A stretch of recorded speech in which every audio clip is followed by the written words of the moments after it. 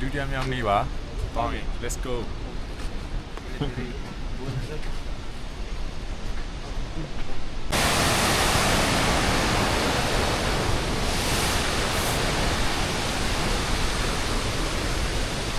ုတ်ပါတယ်ဒီနေ့ကတော့ဒုတိယမြောက်နေ့ပါကျွန်တော်တို့နေ့တော့9 နာရီလောက်လမ်းလျှောက်ရဖို့ရှိတယ်ပထမဆုံးခုလောလောဆယ်တော့မနက်စာစားမယ့်နေရာကို2 နာရီလောက်လမ်းလျှောက်ရမယ်လို့ထင်ပါတယ်လို့ဆိုအခုလောလောဆယ်တော့ဘိုက်ထဲမှာပါစားတောင်းမှမရှိသေးပါဘူးလို့ဆို2 နာရီလောက်တော့မနက်စာစားရဲ့နေရာအရင်ဆုံးလမ်းလျှောက်ရမယ်ပြီးရင်နေ့လယ်စာစားမယ့်နေရာလေးရှိတယ်ဘယ်လောက်ကြာမလဲတော့မပြောတတ်ဘူးလမ်းလျှောက်ဖို့လို့ဆိုအမြင့်ပြင်မျက်နှာပြင်အမြင့်ကတော့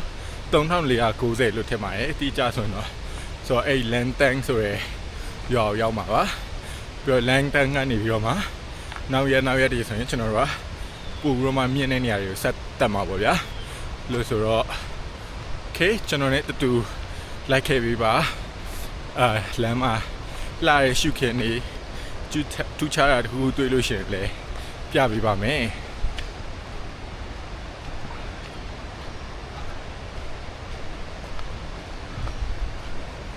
ဘယ်တော့တာယာလိုက်လေဗျာကျိုးတရားရောကျိုးတရားရှိပါတယ်ကျိုးတရားဖြတ်လျှောက်ပါမယ်ခုတော့ကျွန်တော်တယောက်တည်းထိတ်ဆုံးပါပါလို့ဆိုတော့ let's go ဟူးဟူး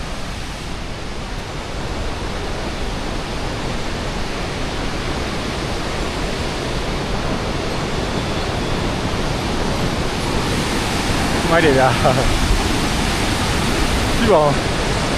ဝေါ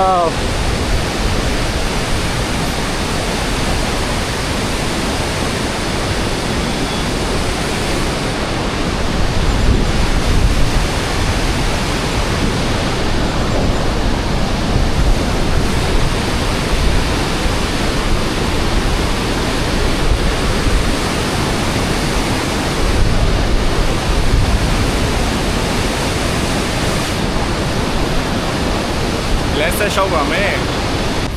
ဆိုတော့ထွက်လာတာနိုင်ရွက်ရှိပါပြီဒီကျိုးတရားကိုရောက်တဲ့ချိန်တော့တော်လေးတာရရဲ့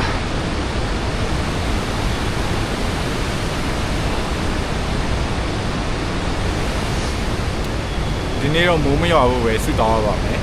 ဘာလို့လဲဆိုတော့9 နာရီလောက်လမ်းလျှောက်မှာဆိုတော့ဒါကျွန်တော်တို့သွားချင်တဲ့နေရာကိုမရောက်လို့ရှိရင်လမ်းတစ်ခုလက်မှာအိတ်ဖို့နေရာမရှိဘူးလို့ထင်ပါတယ်အဲ့လိုဆိုမရောက်ရအောင်သွားရမှာပါမိုးမရွာရင်တော့ကျွန်တော်မြန်ရောက်မယ်လို့ထင်ပါတယ်။ဆိုတော့ကျွန်တော်ရှေ့ဆုံးမှာပါပဲ။ဆိုတော့ကျွန်တော်ရှေ့ဆုံးကပဲဆက်သွားပါမယ်။တယောက်တည်းလွတ်လပ်ပေါ့နော်။ဆိုတော့ခုနတွေ့ရတဲ့ဆိုင်ဟာဒီလိုဗျာ။တောင်မွန်းနေကြောက်တွေပြိုကျတက်လို့အဲ့နာမှာမနေခိုင်းတာပေါ့နော်။ခုဆိုရင်တော့မနက်စာနားမဲ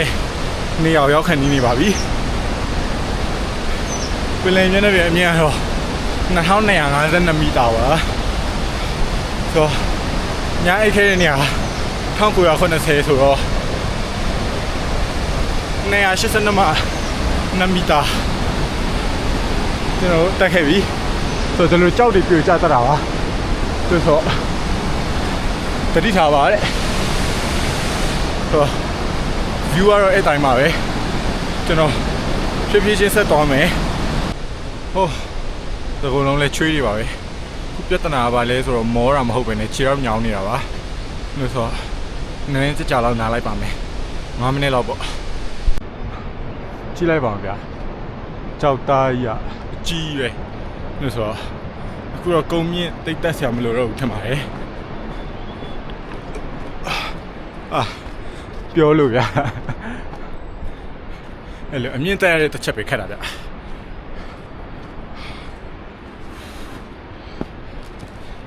စကားတော့ပြောချင်တယ်။မင်းစကားပြောရင်ပုံမောတယ်ဗျ။အဲ့လိုဆိုကျွန်တော်ဘာမှမပြောရတက်ပါမယ်။ကြည့်ပါအောင်ဗျာ။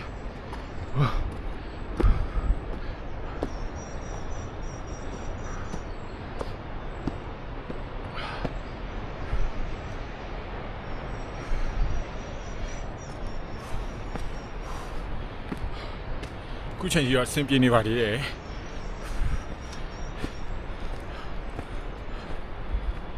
ဟို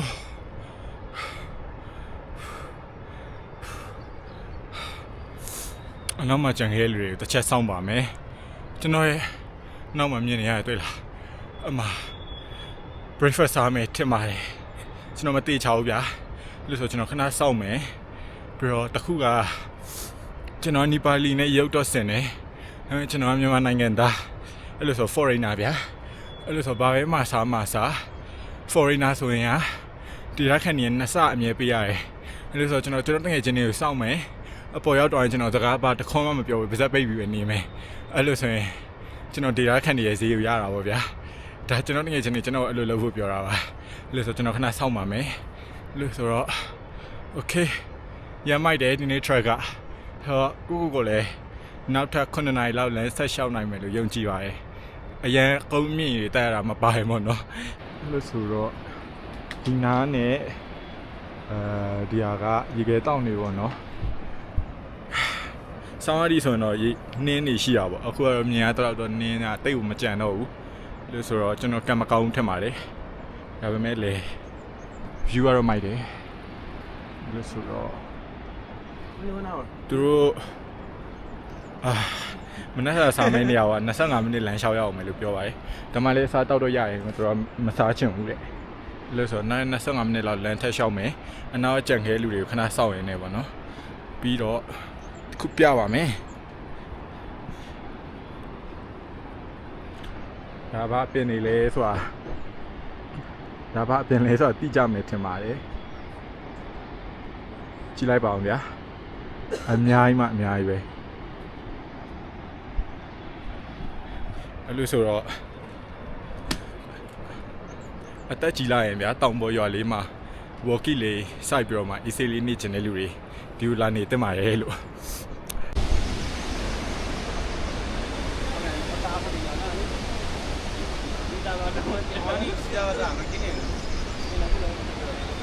ဝါနောက်ဆုံးတော့မနေ့စားမင်းနေအောင်ရောက်ပါပြီဆိုတော့ဒီမှာတော့ရွေးချယ်ကြရည်အများကြီးပဲရှိတယ်ဘယ်တနေရာမှာစားဖြစ်မလဲတော့မသိဘူးစားမှတော့တေးချတယ်ဗျ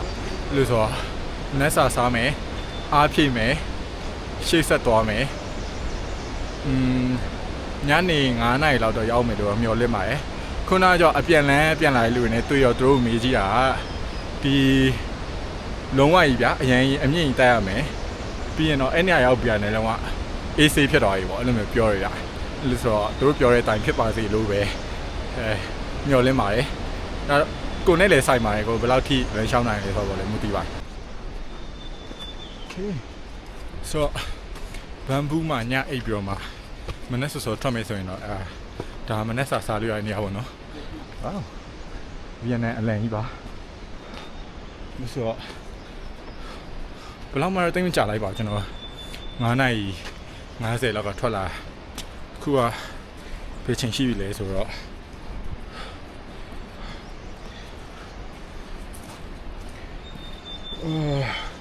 8နာရီ10မိနစ်လို့ဆိုတော့တို့ပြောတာ2နာရီကြာမယ်လို့ပြောတာလို့ဆိုတော့တနာရီနည်းနည်းကြော်လောက်ပဲကြာလိုက်ပါရဲ့ဟောဒီလိုအမြန်နှုံမျိုးနဲ့ဆိုရင်ကျွန်တော်ဆက်ရောက်မှာပါ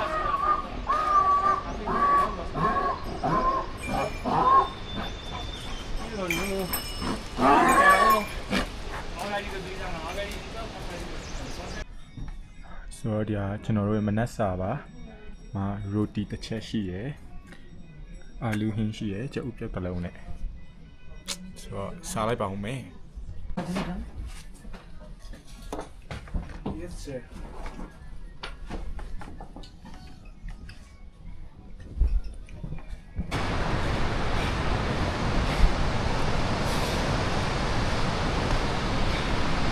မနက်စာစားပြီးတော့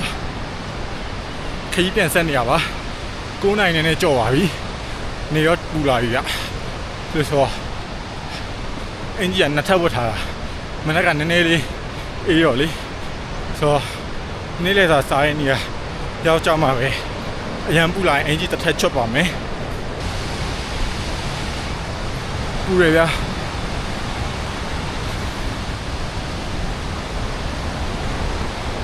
ထ traffic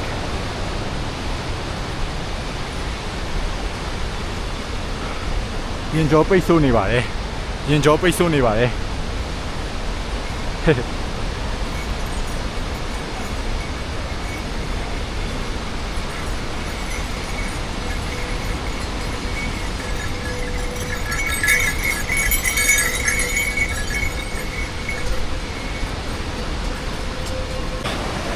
နောက်ထပ်တရားတစ်ခုဖြတ်ပါမယ်။ဒီကတော့ကျိုးတရားမဟုတ်ပါဘူး။ဒါပေမဲ့လည်းလာပါရဲ့ဗျာ။ကျွန်တော်ပြပေးပါမယ်။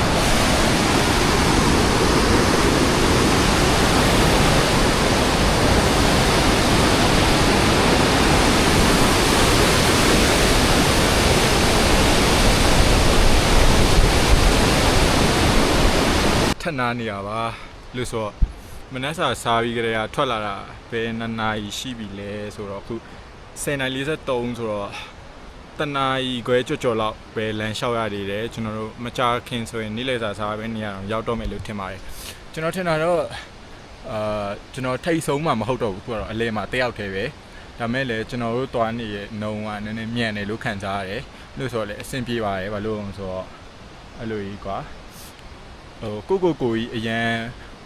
တုံးအားပေးပြီးတော့မှကွာငါလုံနိုင်နေဆိုပြီးလုပ်ကိုလုပ်ရမယ်ဆိုပြီးတော့မှတွားနေတဲ့ပုံစံမျိုးမဟုတ်ပဲねဗျာကိုပုံမှန်တွားနေတဲ့နှုံလေးနဲ့တော့မှဗျာခရီးအတန်တင်ရောက်နေပြီဆိုတော့လေလို့ဆိုခဏနည်းနည်းဆက်သွားမယ်ကျွန်တော်ရေနည်းနည်းတောက်မယ်3မိနစ်လောက်နားမယ်ပြီးဆက်သွားမယ်ခုနကတော့ပြန်လာတဲ့လူတွေနဲ့တွေ့တော့သူပြောပြတာနောက်ထပ်မိနစ်20လောက်ဒီလိုမျိုးထက်တက်ကုန်းမြင့်တက်ရမယ်ပေါ့ဗျာပြီးလို့ရှိရင်တော့ဒီခရီးလမ်းအရင်အေးဆေးဖြစ်သွားပြီတဲ့အဲ့လိုဆိုတော့တရင်ကောင်းလို့ပြောလို့ရတယ်ယာဒီဥတို့ကလည်းကောင်းနေတယ်နေတာတယ်လို့ဆိုတော့ yeah let's go man လုံးဝဗျာတကယ်တောင်ပေါ်တက်တလို့ကြီးတက်နေရတာဆိုတော့တော်တော်ပင်ပန်းပါတယ်ခုလောလောဆယ်တော့တိတ်ပြမှာကုန်းမြင့်တိတ်မရှိဘူးဒါပေမဲ့ဘယ်နှမိနစ်လောက်ပဲဒီလိုမျိုးမြေပြန့်ကိုရှောက်ရမလဲဆိုတော့မသိဘူးအဲ့လိုဆိုတော့မြေပြန့်ကိုရှောက်ရတော့လေအေးဆေးခွင့်ကောင်းယူပြီးတော့ဖြည်းဖြည်းလေးရှောက်ပါမယ်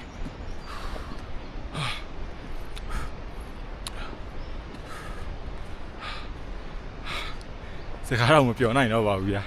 ရေရလည်းကုန်တော့မယ်လို့ဆိုနေ့လေးစာမဲနေရအရင်မဝေးတော့ဘူးလို့ပဲမျော်လင့်ပါတယ်ရေကနှငုံစာပဲကြံ့တော့တယ်ဗျဒါတော့လမ်းမှာကျွန်တော်တွားနေလမ်းပါဗျာလို့ဆိုမိုက်ပါတယ်စောစောလေးပူနေပြီမဲ့တဝက်ကြိုးတော့မယ်လို့တော့ထင်နေဗျဒီနေ့ရဲ့လန်ခီတဝက်ကြိုးတော့မယ်လို့တော့ခံစားရပါတယ်လို့ဆိုမိုက်တယ်ဆက်သွားမယ်ဗျဟိုးကြည့်လိုက်ပါဦးဗျတောင်တန်းနေဝေါဆိုဒီညရောက်မယ့်နေရာ view ပို့လာတယ်မနေ့ကကြာရင်အဲ့ထက်ပုံမြင့်တဲ့နေရာကိုထပ်သွားမယ်တလန်းလုံးဗျာဒီလိုဟင်းလင်းပြင်ကြီးတွေပဲဆိုရင်တိတ်ကောင်းပါပဲဒီလားဝါနေ့လေစာမဲ့နေရာကို10မိနစ်လောက်နေရောက်တော့မှာပါ fighting ဆိုတော့ဒီတိတ်နေတဲ့ဖုံးနေတဲ့နေရာဗျာအကြီးကဲတောင်းနေပဲ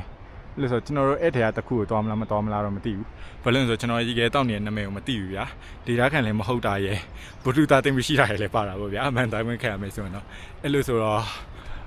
ဒီကင်မရာနေဆိုရင်မမြင်ရဘူးထုံးစံအတိုင်းပဲဒါပေမဲ့ရေကဲတောင်းနေဖို့ရောက်တော့တဲ့အချိန်ကြာရင်တော့ဗျာဒီကင်မရာနေမြင်ရလိမ့်မယ်အဲ့လိုဆိုဘယ်လောက်တောင်လာလဲနီပေါ်နိုင်ငံကဘယ်လောက်တောင်မှလာတဲ့တောင်တန်းနေရှိလေဆိုတော့ကျွန်တော်ပြပေးမှာပါ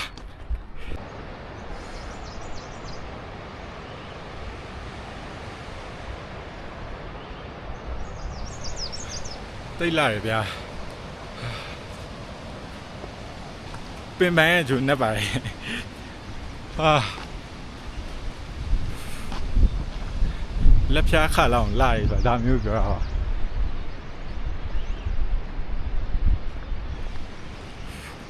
ကျွန်တော်ရှင်းမှာဆိုင်လေးတွေ့နေရပြီ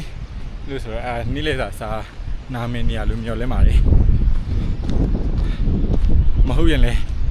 ခဏနားပါမယ်နေ့လေစာစားမယ်နေရမဟုတ်ဘူးခဏနားမယ် ဟုတ်တော့လေနေ့လည်စာစားမယ်ကြံနေတဲ့လူတွေကိုစောင့်မယ်ဒါပဲရှိရပါဗျာဒီဗီဒီယိုမှာမြင်ရတဲ့အယောင်ဆုံးအလံလေးအကြောင်းကိုနည်းနည်းပြောပြမယ်ဗျအဲ့ဒီအယောင်9ယောင်ကဒီတိဘက်ရဲ့ဗုဒ္ဓဘာသာရှိတဲ့ဓာတ်ချီ9ပါးကိုကိုစားပြုရပါတော့ပြီးတော့အဲ့ဒီရဲ့အလံဒီပေါ်မှာဘုရားစာတွေအဲ့လိုဗုဒ္ဓဘာသာရဲ့အမှတ်အသားတွေကိုတွေ့ရလိမ့်မယ်လို့ဆိုတော့လေတိုက်တာနဲ့တူတူအဲ့ဒီဘုရားစာတွေကောင်းချီးပေးရတွေကဒီပဝင်ချင်းတဝိုက်ကိုလွင့်ပြန်သွားတယ်ဆိုတဲ့သဘောမျိုးတို့ရမှတ်ယူပါ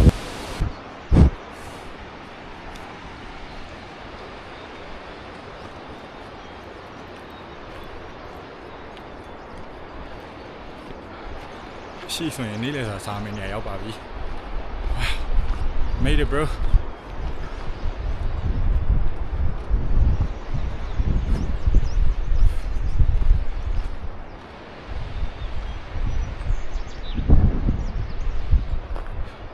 တာယာလိုက်တာဗျာမြစ်ရည်စီးတန်းရဲ့နွားလေးတွေရဲ့တောင်တန်းကြီးတွေရဲ့မိုက်တယ်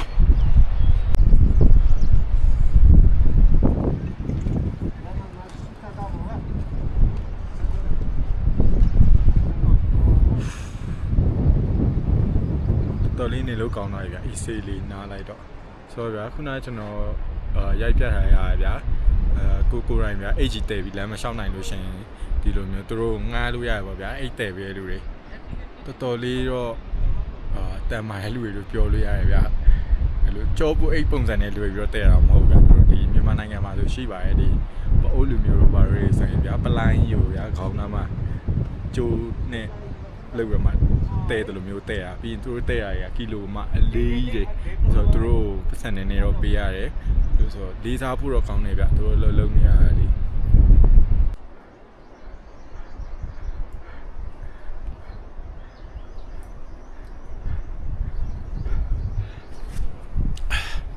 မြောက်တယ်ဗျာကြည်လိုက်ပါ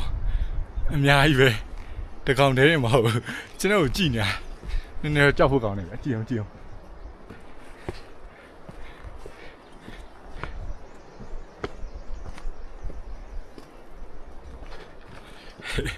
မြောက်ကြောက်တတ်တော့လေဒီလိုပဲနည်းနည်းတော့ပဲပြပေးလိုက်ပါတယ်သူတို့အနီးနာတော့ကျွန်တော်လည်းမသွားရဘူးဗျာဝါတောင်တန်းနေနဲ့ပုံနီးလာပြီလို့ခံစားရပါတယ်တခုရှိတာဗျာကျွန်တော်ကဒီလောက်ထိ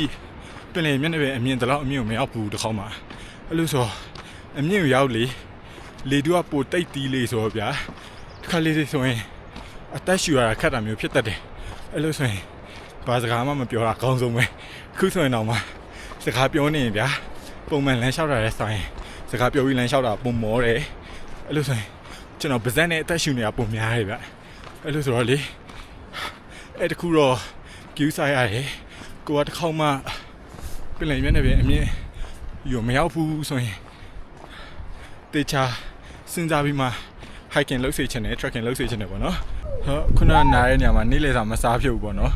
ခရ12နာရီခွဲနေပြီကျွန်တော်ပင်လယ်မျက်နှာပြင်အမြင့်ကတော့3200မီတာကိုရောက်နေပါပြီအဲ့လိုဆိုဆိုဒီ6နာရီကနေ12နာရီခွဲအထိဆိုအချိန်6နာရီခွဲအတွင်းမှာကျွန်တော်တို့မီတာ1230အမြင့်ကိုတက်လာတာဆိုတော့တော်လေးကိုမြင့်နေလို့ပြောလို့ရတယ်ကျွန်တော်ဒီညနားမယ့်နေရာတော့မှ3450လောက်ပဲဆိုတော့ကျွန်တော်နောက်ထပ်4-5နာရီလောက်ကိုမီတာ250လောက်ပဲသွားရတော့မှာဗျာအဲ့လိုဆိုတော့အရင်ကြီးမခက်ခဲလောက်တော့ဘူးလို့ထင်ပါတယ်ခကြီးကလည်းတဝက်ကျိုးနေပြီလို့ဆိုတော့နေ့လေးစာစားမယ်အေးစေးထပ်နာမယ်ပြီးရင်ခီးဆက်မယ်ဒါပါပဲ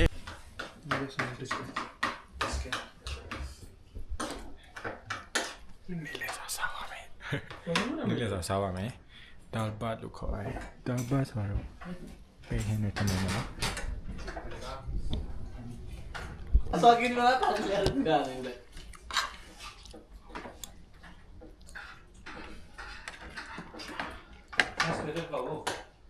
मैं देखी ना तेरे लैंग्वेज पूरा कर ते और माने लागे ना करे अनि घरिमा एकैचोटि त अनि 6:30 बजेपछि मात्रै आउनु भन्छ के जति बेला आयो 6:30 बज्यो रे त्यसको घर 6:30 बजेसम्म त बज्छ है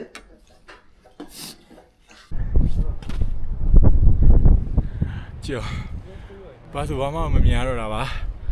Bé lệ tây này về xí vậy tây này về mình rồi ba Đã cho nó nhá em này mà hậu thì bảo cho nó set tay ảo mà ba Đã về mẹ blue phim lệ xong chia ba mẹ Lúc số chỉ bảo tây này về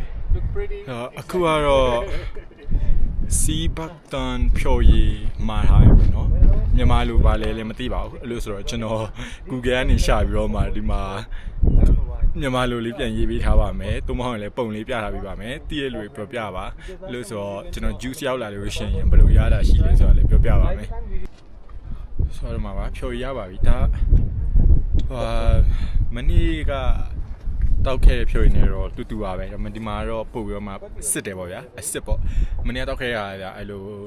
ပေါက်တာတွေနဲ့ဖြော်ထားတယ်လို့မျိုးကြီးဗျာ။ဆိုတော့အခုကတော့ဒါလုံးဝ Sea Baktan juice အစစ်ကိုတောက်တာပါ။ Say it in Myanmar language. I have no idea how is it called. This is like the first time I've heard of.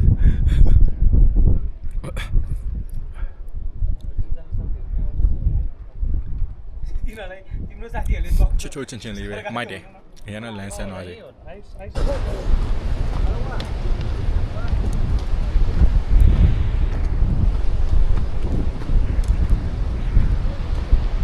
So yeah.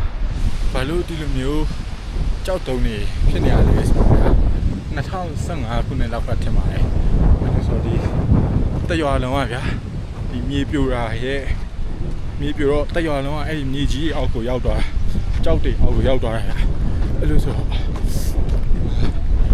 တော်လေးကိုစိတ်မကောင်းတဲ့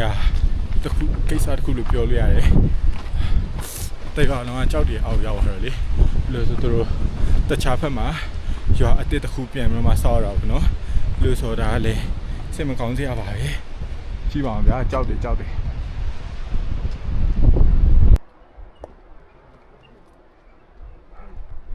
ီဟာကွန်ပျူဗိမ့်မှန်တဘောမျိုးပေါ့နော်ခုနကကျွန်တော်ပြောရဲအိမ်မြေပြိုကျတာနေပြီးတော့မှသူရဲ့နီပေါ်လူမျိုးစစ်သား10ယောက်ကတက်ဆုံချုံတော့လေပြီးတော့နီပေါ်လူမျိုး200တယောက်ရဲ့195ယောက်ကဒီလန်တန်ရွာသားတွေပြီးတော့နိုင်ငံတကာက tracking လာလုပ်တဲ့နိုင်ငံခြားသားခီးတော့38ယောက်လည်းအသက်ဆုံးရှုံးခဲ့ရတယ်ပေါ့နော်အဲ့လိုဆိုတာ April 25ရက်2015မှာဖြစ်ခဲ့တာပါလို့ဆိုတော့ဒီလန်တန်တောင်ကြီးရဲ့လန်တန်တောင်ရဲ့မြေပြိုမှုကြောင့်မလို့ဖြစ်ခဲ့တဲ့စိတ်မကောင်းစရာကိစ္စတစ်ခုလို့ပြောမှာပါဗျာ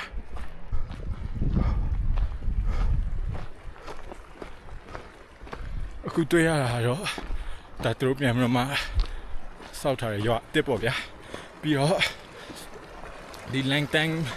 ရွာမှာကတမန်လူမျိုးစုတွေအများစုနေပါတယ်တမန်ပေါ့နော်ဒီကနီပေါ်လူမျိုးတချို့ပြောရဆိုရင်ကျွန်တော်တမန်လူမျိုးနဲ့တူရတဲ့လို့ဆိုတော့ကျွန်တော်လူရုပ်မျိုးနဲ့လူတွေပေါ့ဗျာပြီးတော့သူတို့ဗုဒ္ဓဘာသာအဓိကကိုးကွယ်တာလို့ဆိုတော့အမှစေတီတစ်ခုတွေ့ရပါလိမ့်မယ်ကျွန်တော်ပြပြပါမယ်ဟောပါတော့ဒါစေတီလေးပါလို့ဆိုတော့ဒီမှာတော့ညမအိပ်ဖြစ်လာလို့နေဗျကျွန်တော်ရောက်တဲ့အချိန်နည်းနည်းစောနေသေးတော့ဒါပေမဲ့ခဏနာမှာတော့တေးချင်လို့ဟိုရှိမှသူတို့ဖုန်ကြီးကြောင်စောင့်နေရထင်တယ်ဗျဒါ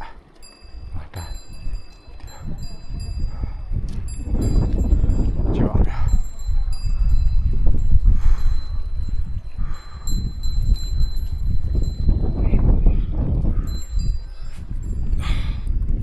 တော်လေးတော့တာရပါတယ်လေးလည်းဖြူဖြူတိုင်နေနည်းနည်းတော့အေးရဒါပေမဲ့လမ်းလျှောက်နေတော့မတိတာဘူးပေါ့နော်လို့ဆို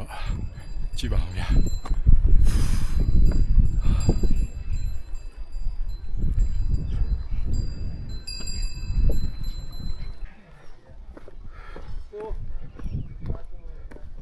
ပြင်ဗျာဒီဟာဒီနီပေါ်တိဘတ်တွေဗုဒ္ဓဘာသာမှာဆိုဒါလေးအရင်တွေ့ရဗျာဘယ်လိုမျိုးလဲဆိုတော့ကျွန်တော်ထင်တာမြန်မာမှာဆိုရင်ခေါင်းလုံးတေးသေးလေးကိုတပြိုင်နက်တည်းတီးရမျိုးနဲ့တူပဲဒါမျိုးလေး အဲ့လိုလဲတော့ရောက်မယ်ဗျာလမ်းလျှောက်နေနေလို့ဆိုဘယ်လိုချိန်မှလဲရတယ်လို့တော့ကျွန်တော်လည်းသိချင်မသိဘူးစိတ်ဝင်စားဖို့တော့ကောင်းပါတယ်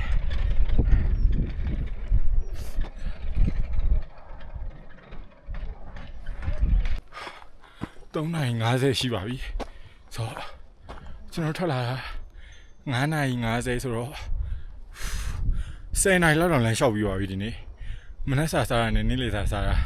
တနာရီခွဲလောက်နှုတ်လိုက်မယ်ဆိုရင်တော့10နာရီခွဲလောက်လမ်းလျှောက်ထားပါတယ်ဒီနေ့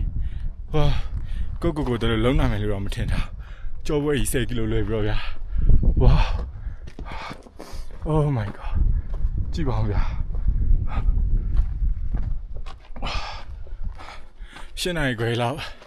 လမ်းလျှောက်လာတာနဲ့တန်တဲ့ view မျိုးတော့မြင်ရတယ်နင်းကြနေတော့ပူပြီးတော့မှအဆင်ပြေမှာပေါ့နော်ဒါမဲ့လေမြင်ရတဲ့ view လေးနဲ့လည်းကျင်တတ်ပါရဲ့လို့ကြည့်ပါဦးဗျာဒီတောင်ထိပ်ကြီးဆိုတော်တော်လာမြန်မာမှာလည်းဒီလိုလာတဲ့တောင်တွေရှိပါတယ်ခက်တာဗျာမြန်မာနိုင်ငံရဲ့အခြေအနေရလဲပါတာပေါ့အခုတော့နေတဲ့တောင်ထိပ်ဆိုရင်ဗျာခက်ကောက်ဘရာဇီတောင်လောက်တော့မမြင်အဲ့လိုဆိုတော့တစ်ချိန်ကျရင်မြန်မာနိုင်ငံကြီးပြန်ဆင်ပြေလို့ရှိရင်ဗျာဒီလိုတောင်တက်ခီးစနေဆိုရင်ဗျာနိုင်ငံခြားသားတွေကိုအေးဆေးဆွဲဆောင်လို့ရတယ်တိလားဒီညအိမ်မက်နေရောက်ပါပြီမွန်ဒူလို့ခေါ်ပါတယ်ပင်လယ်မျက်နှာပြင်အမြင့်ကတော့3550မီတာ more or less တဲ့အဲ့ဆို3550မီတာထဲမြင့်လည်းမြင့်နိုင်တယ်နေလည်းနေနိုင်တယ်ဒီရက်ခဏနေလည်းသိချင်မသိပါဘူးဒါပေမဲ့မိုက်ပါတယ်ကျွန်တော်ရောက်ပြီတကယ်ချင်းနေဘယ်မှာစောင့်မလဲတော့မပြောတတ်ကျွန်တော်ခဏလောက်ထိုင်ပြီးတော့စောင့်ရမယ့်နေရာမှာစောင့်မယ်ဗျာဒီမြက်ခင်းသားလေးမှာပဲအိတ်လေးချပြီးတော့တချင်နာထောင်ပြီးစောင့်ပါမယ်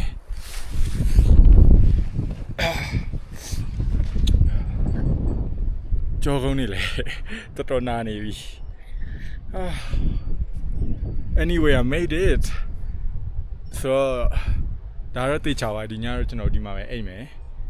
16နိုင်နေလားဆိုတော့6နိုင်သေးပါတယ်အမြင့်တက်ရတာရမ်းမပါရင်ပေါ့ဒါပေမဲ့နောက်ထပ်တစ်နေရာ4000နည်းနည်းကြော်မယ်ထင်တယ်ပြင်လယ်မျက်နှာပြင်ဆိုတော့အခုက3550မှာဆိုတော့မြင့်နေဗျာအဲ့လိုဆိုကျွန်တော်မခံနိုင်တော့တော့ဘူး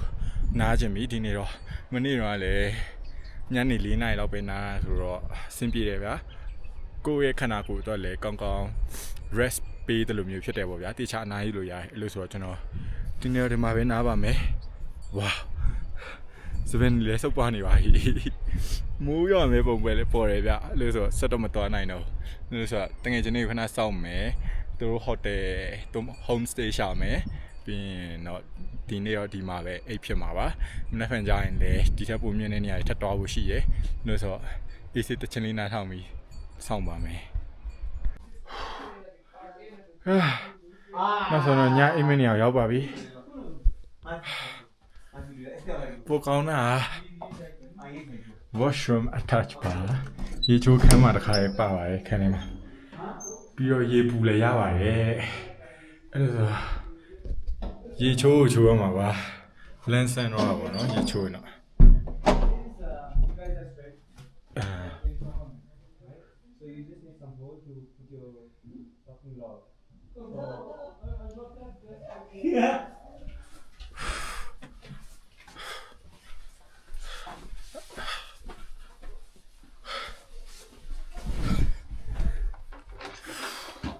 I'm going to take shower.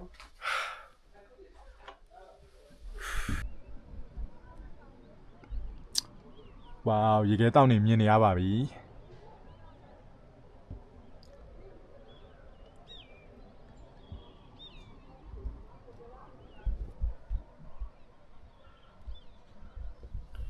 တိတ်နေနေရှင်းသွားလို့ရိုက်ပြတာပါမနေ့ကညအိတ်တဲ့မြို့ထက်ဆိုင်အရန်အေးပါတယ်ပြင်လယ်မျက်နှာပြင်အမြင့်ကလည်းအရန်ကွာတော့ဗျာတော်တော်အေးတယ်လို့ဆိုအခုဆိုလေချစ်အိတ်တွေဆွတ်ထားရတာဗျအခုဆိုရင်လေအခန်းထဲမှာဆောင်းထဲမှာလာပြီးတော့မှကွေးနေရပါတော့ဆောင်းချုံပြီးမှလာနေနေခဏနေတော့ညစာတော့စားပါမယ်ညစာကတော့ဘာမှထွေထွေတူတူတော့မဟုတ်ဘူးနေ့လေးစားလိုမျိုးပဲထမင်းနဲ့ပဲဟင်းနဲ့ဟင်းဒီတချို့နေပေါ့ဗျာလို့ဆိုကျွန်တော်မရိုက်ပြတော့ဘူးလို့ဆိုဒီနေ့ကတော့ ဒုတိယမြောက်နေ့ကိုစုံတက်လိုက်ပါပြီဒီမှာပဲမနေ့တော့4နာရီခွဲထွက်မှာပါအစိုးရဒီထက်ပိုမြင့်တဲ့နေရာကိုတွားမယ်ဘယ်လိုဆိုထုံးစံအတိုင်းပဲကျွန်တော်တို့လိုက်ခဲ့ပေးပါ thank you very much